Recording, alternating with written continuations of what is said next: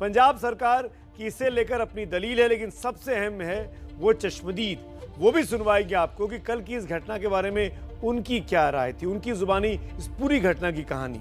तो क्या है इस कहानी का दूसरा पहलू, ये भी देखिए संवाददाता जगविंदर पटियाल की इस एक्सक्लूसिव रिपोर्ट में।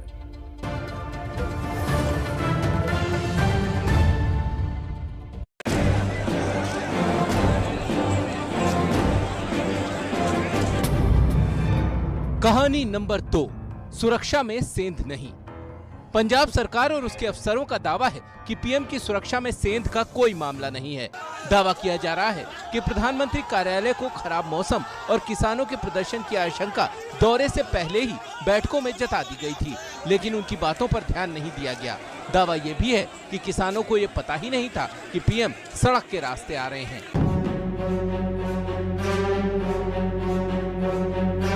पंजाब सरकार का दावा है कि किसानों को एक खबर मिली कि फिरोजपुर रैली में हरियाणा से बाहर के लोगों को भीड़ जुटाने के लिए लाया जा रहा है। इसके बाद प्यारेआना गांव के पास किसान सड़क पर उतर आए।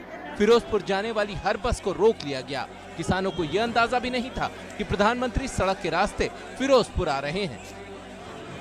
घटना को लेकर डीजीपी पर बीजेपी सवाल उठा रही है, लेकिन पुलिस के आला अधिकारियों ने मुझसे बातचीत कर जो जानकारी दी उसके मुताबिक प्रदर्शन कर रहे किसानों को हटवाने के लिए डीजीपी खुद प्यारेआना गांव में पहुंचे थे।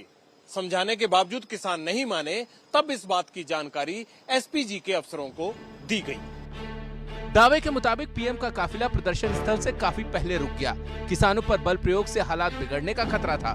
फिरोजपुर जाने वाले हर रास्ते पर किसान जमा थे। पीएम सिक्योरिटी को जब ये बताया गया कि रास्ता नहीं खुल सकता, तो उनके काफिले को मोड़ लिया गया। पंजाब सरकार का ये दावा भी है कि सड़क रास्ते से जाने का फैसला पीएम की सुरक्षा एजेंसी का ही था। हालांकि पंजाब पुलिस के इंटरनल मेमो ये बताते हैं कि किसान आंदोलन और बारिश की वजह से पुलिस के अफसरों से वैकल्पिक रूट तैयार रखने को कहा गया था।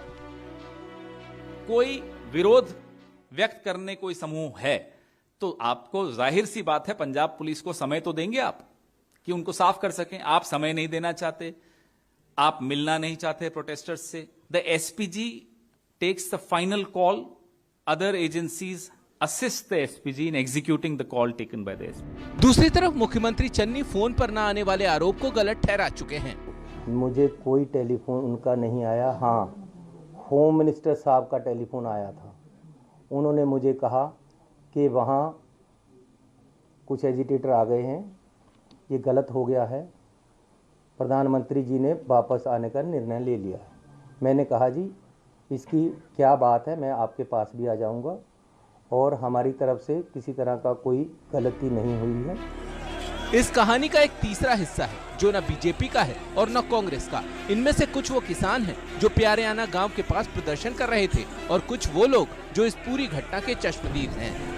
कुछ देरी बाद ਜਿਹੜੇ पीएम मोदी ने ਉਹ ਆਏ ਨੇ, ਉਹ ਸਾਡੇ ਜਿੱਦਾਂ ਜਾਮ ਕੀਤਾ, ਸਾਡੇ ਜਾਮ ਤੋਂ ਅੱਧਾ ਕਿਲੋਮੀਟਰ ਪਿੱਛੇ ਆਏ ਨੇ। ਉਤੋਂ ਉਹਨਾਂ ਨੂੰ ਜਦੋਂ ਵੇਖਿਆ ਵੀ ਇੱਥੇ ਜ਼ਿਆਦਾ ਜਾਮ ਜ਼ਿਆਦਾ ਹੋ ਗਿਆ, ਸਾਡੇ ਪਿੰਡ ਦੇ ਆਵਾਜ਼ ਦਵਾਈ ਗਈ ਵੀ ਜਿਹੜੇ ਜਿੰਨੇ ਵੀ ਬੀਬੀਆਂ ਨੇ ਜਾਂ ਭੈਣਾਂ ਨੇ, ਸਾਡੇ ਭਰਾ ਨੇ, ਜਿੰਨੇ ਵੀ ਸਾਰੇ ਪੁਲ ਦੇ ਉੱਪਰ ਪਹੁੰਚੇ ਨੇ ਵੀ ਆਪਣਾ ਜਾਮ ਲੱਗ ਚੁੱਕਾ ਹੈ ਕਿਸਾਨਾਂ ਵੱਲੋਂ। ਤੇ ਇਹ ਆਵਾਜ਼ ਸੁਣ ਕੇ ਜਿਹੜੇ ਪੀਐਮ ਮੋਦੀ ਨੇ ਉਹ ਉਤੋਂ ਗੱਡੀਆਂ ਮੁੜ ਕੇ ਪਿੱਛੇ ਭੱਜੇ ਨੇ। 10-15 मिनट के पीछे मुड़ने का किसानों के इकट्ठ ज्यादा हो गया आगे, इस करके पीछे ही मुड़ गए। पुलिस वाले इतनी तादाद में नहीं थे कि किसानों को हटा सकें। जो मोदी के जो भक्त थे वो यहाँ से जाने की कोशिश कर रहे थे, पर उनको भी नहीं जाने दिया। गलती किसकी है ये तो जांच के बाद ही पता चलेगा, लेकिन इतना तय है कि जिम्मेदारी राज्य और केंद्र दोनों की सुरक्षा एजेंसियों की है। संवाददाता जगविंदर पटियाल की रिपोर्ट। इन दोनों कहानियों को दिखाने के पीछे दरअसल मकसद है कि आपको बताया जा सके कि पंजाब में चुनाव है, चुनावों की तारीखों का ऐलान अगले 72 घंटे के दौरान कभी भी हो सकता है। और इस परिस्थिति में दोनों पक्ष, चाहे बीजेपी हो या कांग्रेस हो, वो अपने अपने पक्ष में माहौल को मोड़ने की कोशिश कर रहे हैं। इस घटना में अपने आप को विक्टिम दिखा रहे हैं, पीड़ित दिखा रहे हैं, ताकि अधिक से अधिक सहानुभूति मिल सके।